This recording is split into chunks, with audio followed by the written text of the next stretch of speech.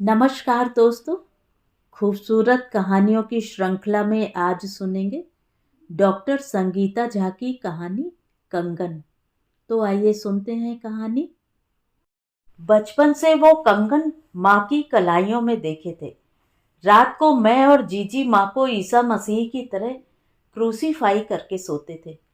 मेरा सिर माँ के दाहिने हाथ पर और जीजी बाएं हाथ पर सर रखती थी। हम अपनी उंगलियां माँ के कंगन में उलझा कर रखते ताकि माँ हमें छोड़कर जा न सके। माँ तो हमें छोड़कर नहीं गई, लेकिन पापा माँ को छोड़कर चले गए। माँ ने कभी खुलकर पापा के बारे में बात नहीं की, ना ही मुझे और जीजी को जिम्मेदार ठहराया। माँ चुपचाप हम दोनों को लेकर नाना के यहाँ चली गई। माँ के अंदर एक कारखाना था, सभी कामों में निपुण, फिर चाहे वो घर की सफाई या सिलाई बुनाई या कुकिंग। बस फिर क्या था, मामा को भैया बोलते बोलते हम बड़े हो गए। माँ का खून भी माँ जैसा ही था। न नाना नानी या मामा ने माँ से कभी ये पूछा कि क्यों अपना घर छोड़ आई। माँ अपने पति के घर से कुछ लेकर आई थी, तो वो थे 2 कंगन। कुछ बदला हमारी जिंदगी में जब मामा की शादी हुई और मामी आई और उन्हें हम मेहमान लगने लगे। माँ फिर वो घर छोड़ मुझे और जीजी को ले उसी शहर में एक किराए के मकान में आ गई। माँ सुबह से ले रात तक अनगिनत काम करती, जैसे बच्चों को ट्यूशन, पड़ोसियों के कपड़ों की सिलाई, घर पर ही मठरी लड्डू बनाना।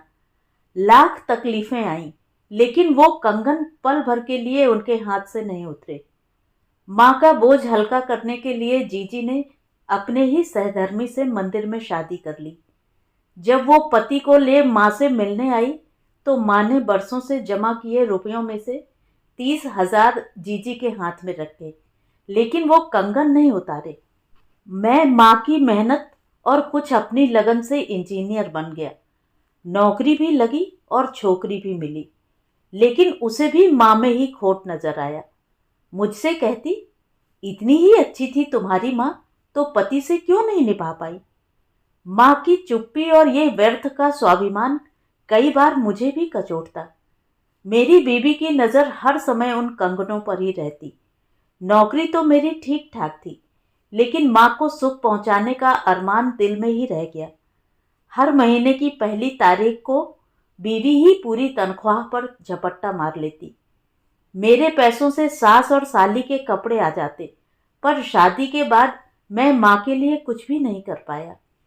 माँ पहले भी पूरा कारखाना थी और अब भी, लेकिन पुरानी मशीनों में जंग भी लगता है, ये शायद हम भूल गए थे।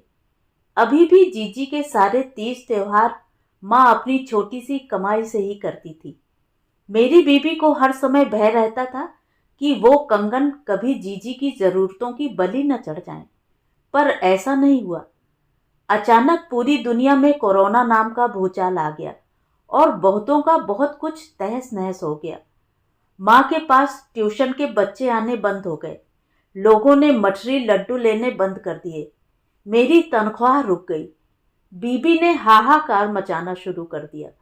माँ को मुझ पर दया आई और उन्होंने बरसों से सहेजे हुए जड़ाऊ कंगन मुझे उतार कर दिए और कहा, जा बेटा, इन्हें गिरवी रख घर की जरूरतें पूरी कर।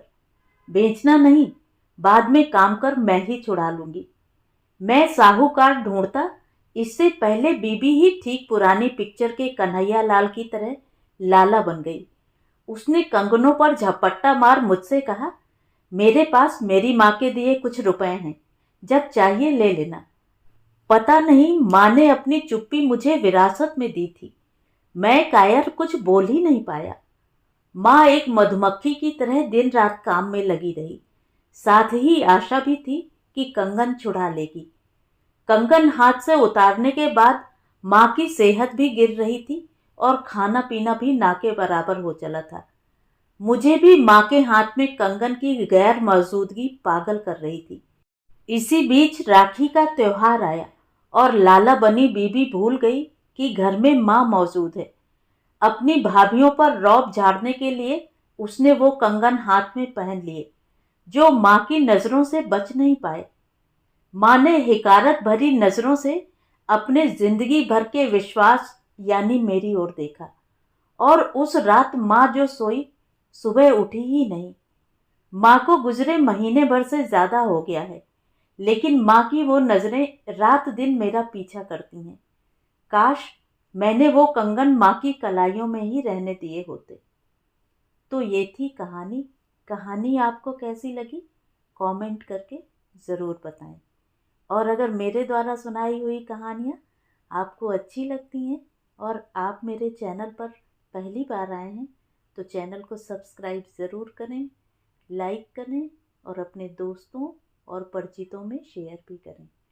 बेल आइकन दबाना बिल्कुल भी ना भूलें। धन्यवाद।